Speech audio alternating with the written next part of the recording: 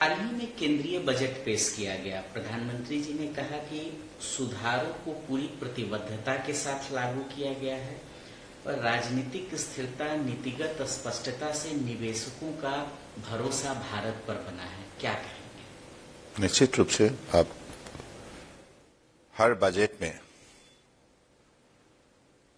देश को विकास के रास्ते पर तेज से ले जाने के लिए माननीय प्रधानमंत्री जी ने जो व्यवस्था दी है, माननीय वित्त मंत्री निर्मला सीतारमण के जरिए जो बजट पेश की गई है, तो इस बजट का सबसे बड़ा विशेषता तो यही है कि बजट के जरिए युवा, किसान, गरीब और महिला हमारे सारे जो इम्पोर्टेंट बिंदु है, क्योंकि देश की विकास यात्रा को आगे बढ़ाने के लिए सारे वर्गों को अगर हम शक्ति दे पाया, उनको समर्थ दे पाया, उनकी अर्थव्यवस्था मजबूत कर पाए, तो निश्चित रूप से माननीय प्रधानमंत्री जी का जो परिकल्पना है अगली 2047 तक भारत को आत्मनिर्भर भारत बनानी है, भारत को दुनिया का सबसे मजबूत विकसित राष्ट्र के हिसाब से अपना पहचान बनानी है। तो उसी लक्ष्य प्राप्ति के लिए अब जो भी यात्रा माननीय प्रधानमंत्री जी के नेतृत्व में सफलपूर्वक आगे बढ़ा है, तो इसमें सबसे बड़ी बात यही है कि अब जनताओं का मन में विश्वास पैदा हुआ है, आत्मविश्वास। पहले वो थे नहीं कांग्रेस का कार्यकाल में। कांग्रेस का कार्यकाल में दुनिया की मतलब बड़े बड़े मंच पे भारत को बाकी देश ने भी इतना मूल्यांकन मर्यादा पूर्वक की नहीं थी। लेकिन अब जितना भी बड़े विकसित देश क्यों ना हो, भारत का विचार को हमेशा प्रमुखता, प्राथमिकता अब देते आए हैं। आपने देखा है, चाहे G20 हो, G7 हो, है ना, COP26 हो, हर इंटरनेशनल इवेंट में आज भारत को जो भी मर्यादापूर्वक सम्मान मिली है, स्थान भी मिली है, वो इसलिए संभव हुई है कि माननीय प्रधानमंत्री जी की विदेश नीति हो या देश की शासन व्यवस्था को जनता के हितों के लिए प्रतिबद्ध कराने के लिए जो भी कदम उठाए गए हैं, इसकी वजह से आज देश में आत्मविश्वास बढ़ रहा है और ये निश्चित हो गया है कि ये देश जिस नीति, परियोजना और जिस सुशासन के जरिए लोगों का प्रतिबद्धता की वजह से जिस हिसाब से आगे बढ़ा है, तो निश्चित है कि अगले दिनों में देश की नई पीढ़ियों को वो भारत मिलेगा जिस भारत ने दुनिया में अपना हर वर्टिकल में बड़े शक्ति दिखाने में काबिलियत होंगे। तो मुझे लगता है कि इसी यात्रा को अगर साकार करने के लिए बजट में भी जो व्यवस्था दी गई है, हर आप विभाग में देखिए, और खास करके हमारे अब कैपिटल एक्सपेंडिचर कांग्रेस का कार्यकाल में सिर्फ 2 लाख में सीमित थी। आप 12 लाख तक कैपिटल एक्सपेंडिचर करने का शक्ति देश को मिला है। इतनी बड़ी कैपिटल एक्सपेंडिचर कोई मामूली बात नहीं है।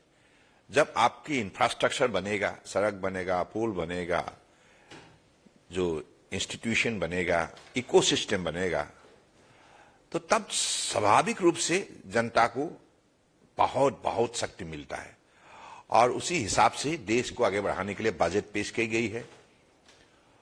अब डिफेंस बजट देखिए, पहले डिफेंस की हर इंपॉर्टेंट मतलब जो भी हो डिफेंस की सामान वो हम बाहर से खरीदते थे।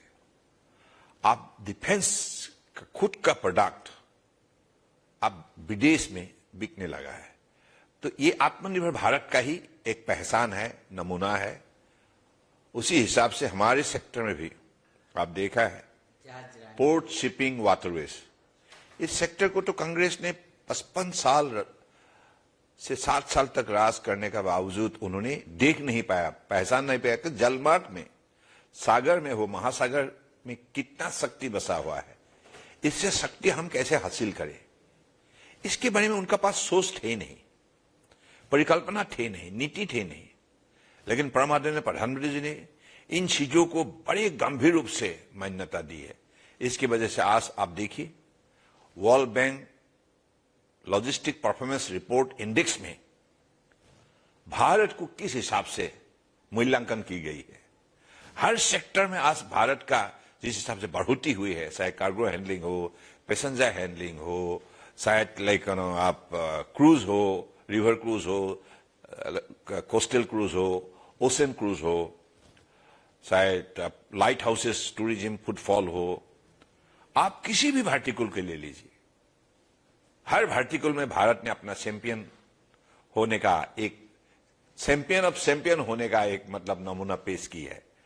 तो इसलिए परम आदरणीय प्रधानमंत्री जी ने अब शिप बिल्डिंग के सिलसिले में भी भारत प्रमुख एक राष्ट्र के हिसाब से अपना पहचान बनाना चाहिए। इसलिए 2047 तक दुनिया की टॉप 5 में से एक भारत बने शिप बिल्डिंग में। अब तो हमारा शिप बिल्डिंग में कोई सिग्निफिकेंट शेयर है नहीं, चाइना का है 60% and then we have like South Korea, Japan, they are the leaders. लेकिन अब भारत लीडर बनेगा, भारत लीडरशिप लेगा, ये मन बना लिया है। बजट में भी व्यवस्था दी गई है और जमीनी हकीकत से इन सारी चीजों को उतारने के लिए अब रोड में भी बनी गई है और दुनिया का टॉप शिपिंग लाइनर्स भी आज हिंदुस्तान में उनका निवेश के लिए रुचि दिखाया है। जैसे सीएमए, सीजीएम फ्रांस का हो, मैक्स का हो, स्विट्जरलैंड का हो, डेनमार्क का हो, आप एमएससी हो, हर बड़े बड़े कंपनी अब और साउथ कोरिया के बड़े बड़े शिप बिल्डर्स भी अब हिंदुस्तान की शिपयार्ड से समझौता करके यहां जहाज, बड़े जहाज बनाने के लिए आप प्रतिबद्ध हुई है। तो ये जो परिवर्तन का जो माहौल है, हर बजट ने उसी हिसाब से बजट को पेश की गई है और हर बजट ने हर वर्गों को शक्ति दी है। अब इस बजट के जरिए आप देखिए 80 करोड़ लोगों को मुफ्त से अनाज दी गई है ना।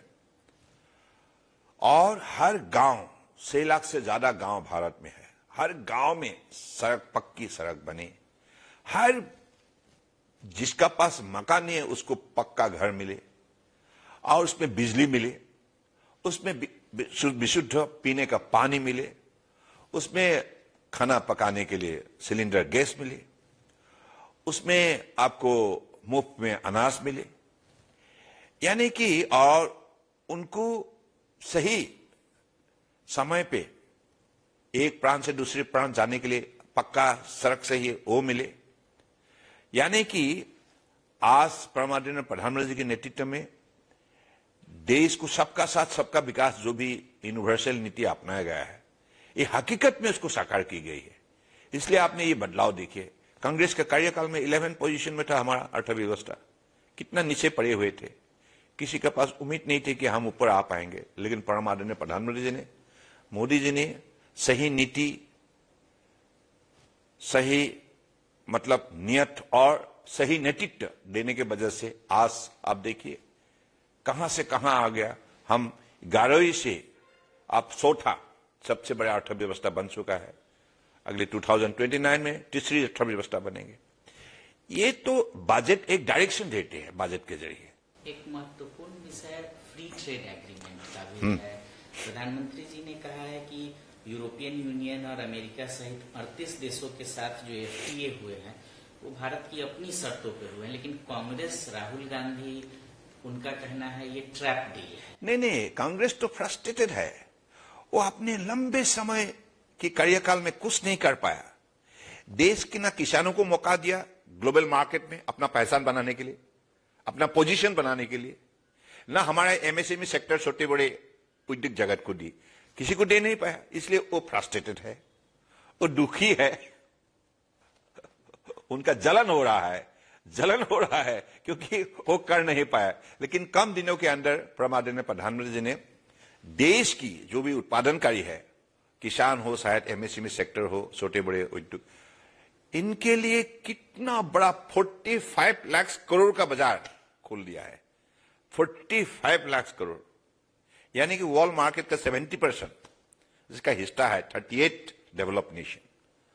इतना बड़ा बाजार भारत की किसानों के लिए, युवा के लिए, महिलाओं के लिए और हमारे एमएसएमई सेक्टर के लिए दी गई है। क्योंकि इसलिए मैं युवा और महिला उल्लेख कर रहा हूं कि जितना हमारा सामान विदेश में बिकेगा, उत्पादन बढ़ेगा। उत्पादन बढ़ाने के लिए हमें क्वालिटी वर्कफोर्स चाहिए, मैन पावर चाहिए। मैन पावर हमारा महिला होगा, मैन पावर हमारा युवा होगा, तो रोजगार, मिलियंस ऑफ रोजगार विल बी क्रिएटेड। तो इतना बड़ा निर्णय उन्होंने ली है जिसकी वजह से आज देश को तो एक अलग सा पहचान बनेगा ही सही, साथ साथ में अर्थव्यवस्था को जबरदस्त शक्ति देने का काम होगा। तो ये तो हमारे आत्मनिर्भर भारत को कैसे हम दुनिया की आगे पेश करें, क्योंकि वोकल फॉर लोकल आदरणीय प्रधानमंत्री हमेशा कहा है। हमारा यहां जो भी हम सामान बनाएंगे, हमारा make in India, made for the world, अब वो माहौल बन चुका है। वोकल फॉर लोकल, हम जो बनाएंगे क्वालिटी प्रोडक्ट बनाएंगे, उसके लिए हम बोलेंगे हमारे पास क्वालिटी प्रोडक्ट है, और लोकल टू ग्लोबल, अब वो रास्ता आदरणीय प्रधानमंत्री जी ने खोल दिया है। तो मुझे लगता है कि ये देश की सभी वर्गों के लिए एक सुनहरा मौका है। आप सदन में भी रहे हैं, लोकसभा में भी रहे हैं, जिस तरह से बजट पर चर्चा में विपक्ष के नेता ने आरोप लगाए हैं, सरकार ने अपना पक्ष रखा है, प्रधानमंत्री जी ने अपना पक्ष रखा है, कैसे देखते हैं इन आरोपों को? देखिए, मैं आपको फिर से इन बातों को मैंने फिर से दोहरा सकता हूं, क्योंकि कांग्रेस ने इतने लंबे समय तक राज करने का बावजूद इन चीजों पर उन्होंने कभी भी अपने गंभीर सोच भी दिखा नहीं पाया, नीति भी नहीं अपनाया, और इसकी वजह से देश इतना बड़ा, भारत इतना बड़ा देश है और इसमें शक्ति, संपदा, संभावना से भरा हुआ एक देश है, विविधता से भरा हुआ एक देश है, इतना बड़ा डेमोग्राफी है, इतना बड़ा डेमोक्रेसी है। इसके बावजूद उन्होंने इसका मतलब सही दिशा पे उसको आगे ले नहीं जा पाया। तो इसकी वजह से वो फ्रस्ट्रेटेड है, वो दुखी है, दुखी आत्मा है वो, और उसका जलन हो रहा है क्योंकि अभी उनका पछतावा भी आ रहा है, क्योंकि हम लोगों ने क्यों नहीं कर पाया। अगर मोदी जी ने सिर्फ 11 साल के अंदर कर सकते हैं, तो हमको तो करीबन 7 साल मिले थे। इतने लंबे समय हमने क्या किया? इसकी मूल कारण यही है, नहीं तो उनका पास क्या लॉजिक है? वो क्यों नहीं कर पाया? 11 लाख करोड़ पिछले साल हमारा, ये 11 लाख करोड़ कितना हमारा इंफ्रास्ट्रक्चर में हम लोगों ने लगाया। 11 लाख करोड़ एक साल के अंदर उसको जमीन का साथ उतार के जनता को एक अच्छा सुविधा व्यवस्था प्रदान करने के लिए जो सिस्टम होना जरूरी है, शासन व्यवस्था का जो शक्ति होना चाहिए, वो शक्ति उन्होंने खड़ा नहीं कर पाया कांग्रेस ने। वो तो ऐसो आराम से समय ऐसे बर्बाद किया। उन्होंने घोटाला, क्या घोटाला नहीं किया? चाहे 2G हो, बोफोर्स हो, इतना तक उन्होंने कॉमनवेल्थ खेल का पैसा भी खाने लग गया, खिलाड़ी का पैसा भी खाने लग गया। तो इसलिए वो फ्रस्ट्रेटेड है, वो जलन हो रहा है, दुखी है। और जो हमारे बजट, अब देखिए भारत में हर सेक्टर में आदरणीय प्रधानमंत्री जी का सोच इतना सही है कि आज निर्मला जी, ये महिला है, सम्मानीय एक महिला हमारे वित्त मंत्री है, तो 9 बार लगातार उनके हाथों से देश के बजट पेश की गई है। कितनी बड़ी हमारे लिए उपलब्धि है, गर्व की बात है देशवासियों के लिए। वुमेन एम्पावरमेंट, महिला सशक्तिकरण के सिलसिले में बेटी बचाओ बेटी पढ़ाओ से जो हम लोगों ने कार्यक्रम शुरू की थी मोदी जी के नेतृत्व में 2014 से, अब देशवासी इसको देख रहा है, 140 करोड़ लोगों ने, और इसलिए इस सफलता में वो कांग्रेस काफी दुखी है, क्योंकि वो उनको ऐसा लगने लगा है कि हमने क्यों नहीं किया, हम क्यों कर नहीं पाया। तो और उनके खिलाफ जो लोगों का शिकायत है, उनकी इतनी दिन तक अपने राज किया, गरीबी हटाओ स्लोगन देते रह गया, लेकिन आदरणीय प्रधानमंत्री जी ने गरीबी हटाने का सही उसने कदम उठाया।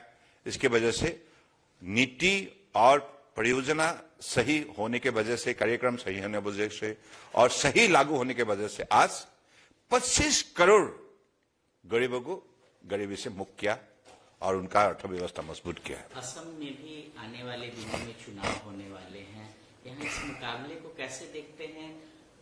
भारतीय जनता पार्टी के क्या मुद्दे होंगे, क्या उपलब्धियां लेके आप लोग जनता के पास? देखिए, एक बात स्पष्ट है, आदरणीय प्रधानमंत्री जी नरेंद्र मोदी जी के नेतृत्व में पिछले दिनों में 11 साल में असम में जो काम हुई है, नॉर्थ ईस्ट में जो काम हुई है, देश में भी जो काम हुई है, ये प्रशंसनीय है। और इसलिए इससे सब लोगों को बेनिफिट मिला है, और खास करके असम और नॉर्थ ईस्ट, एक जमाने में कांग्रेस का शासनकाल में यहां हमेशा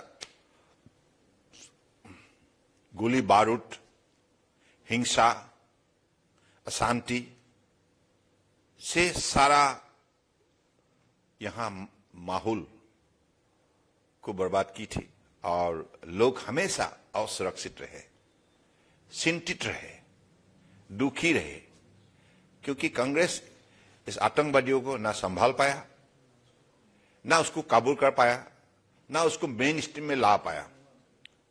लेकिन आदरणीय प्रधानमंत्री जी ने जो मजबूत कदम उठाए हैं, हमारे माननीय गृह मंत्री अमित शाह जी भी का साथ उन्होंने जो भी यहां कदम उठाया है शांति व्यवस्था को मजबूत करने के लिए, वो संभव हुई है। असम और नॉर्थ ईस्ट अब शांति से भरा हुआ एक रीजन है देश का, जिसके वजह से विकास जबरदस्त होने लगा है। और इसलिए भारतीय जनता पार्टी के नेतृत्व में जो भी एनडीए सरकार है, मोदी जी के नेतृत्व में जो सरकार चल रहा है सफलपूर्वक, इस सरकार ने पिछले 11 साल में नॉर्थ ईस्ट को, असम को शांति दिया है, प्रगति दी है, और जितना in the best possible manner support देना चाहिए, हर विषय पर सपोर्ट देने की वजह से आज नॉर्थ ईस्ट जाग उठा है। देश का अन्यतम एक विकासशील, मतलब एक डेवलप, फास्टेस्ट ग्रोइंग एक डेवलपिंग रीजन बन चुका है। घुसपैठ को कितना बड़ा मुद्दा मानते हैं? हाँ, घुसपैठ तो बड़ा मुद्दा है, और निश्चित रूप से इसके खिलाफ हमारी सरकार इसके खिलाफ हमेशा लड़ रहा है। और हमारा यहां होने के वजह से आज यहां का स्थानीय लोग सुरक्षित है। हर वर्गों को, ट्राइबल हो, एसटी हो, एससी हो, अन्य जो ओबीसी हो, सभी वर्गों को आज सुरक्षा देने में बीजेपी सफल हुई है। और सबका जमीन, जायदाद, स्वाभिमान और उनकी जो विरासत, सभी चीजों को बीजेपी नेतृत्व ने, जो हमारे एनडीए सरकार है असम में, वो सुरक्षा दिया है, सुरक्षा दे पाया है। इसके वजह से आज आम जनता का ही मानना है कि बीजेपी रहने से हमारे युवाओं को, हमारे विद्यार्थियों को और भी आगे बढ़ने का मौका मिलेगा। तो इसलिए मोदी जी का पर लोगों का, नॉर्थ ईस्ट के लोगों का बहुत भरोसा है, विश्वास है, और उनका मानना है कि मोदी जी जो भी बोलता है वो करता है। बस आने वाले चुनाव में कांग्रेस की चुनौती को कैसे देखते हैं? क्योंकि कांग्रेस प्रियंका गांधी को यहाँ का प्रभार दिया है, तो ये जो घटनाक्रम कांग्रेस में है उसको कैसे देखते हैं? नहीं, कांग्रेस अभी थके हुए है। कांग्रेस का ऑनेस्टली स्पीकिंग उनका पास कोई ग्रासरूट है नहीं, वो सिर्फ मीडिया के सहयोग से बयानबाजी कर रहा है, और वो तो समाज के लिए, देश के लिए प्रतिबद्ध है ही नहीं। उसका पास कोई ऐसा, मतलब उनके पास कोई ऐसा कमिटमेंट नहीं है। आखिरी सवाल, कल राष्ट्रीय अध्यक्ष जी भी आ रहे हैं, कैसे देखते हैं भाजपा संगठन? हाँ, बहुत अच्छा, क्योंकि हमारे संगठन को और शक्ति मिलेगा, क्योंकि हमारे युवा नेता है, नितिन नवीन जी, और यूथ लेड डेवलपमेंट। आपको तो मालूम है परम आदरणीय प्रधानमंत्री जी हमेशा ये विश्वास करते हैं युवा आगे आए और देश की विकास को यात्रा को और भी शक्ति दे, मजबूती करे। तो इसके लिए मुझे लगता है कि नितिन नवीन जी अभी जो राष्ट्रीय अध्यक्ष बनने के बाद पहला दौरा नॉर्थ ईस्ट में हो रहा है और भी आसाम डिब्रूगढ़ में हो रहा है। मैं डिब्रूगढ़ का सांसद होने के नाते उनको हृदय से स्वागत करता हूं और ये मानना है बड़े कुशल नेता है और वेरी लाइक बहुत अनुभवी नेता है। तो इसलिए मैं तो मानता हूं कि नितिन नवीन के नेतृत्व में अगले दिनों में पार्टी को और भी शक्ति मिलेगा और हमारे इलेक्शन में अगले दिनों के लिए हमारे कार्यकर्ता और मेहनती से हमारे पार्टी को फिर से सत्ता में लाने के लिए काम करेगा। पीटीआई वीडियो से बात करने के लिए आपका बहुत बहुत धन्यवाद। Thank you.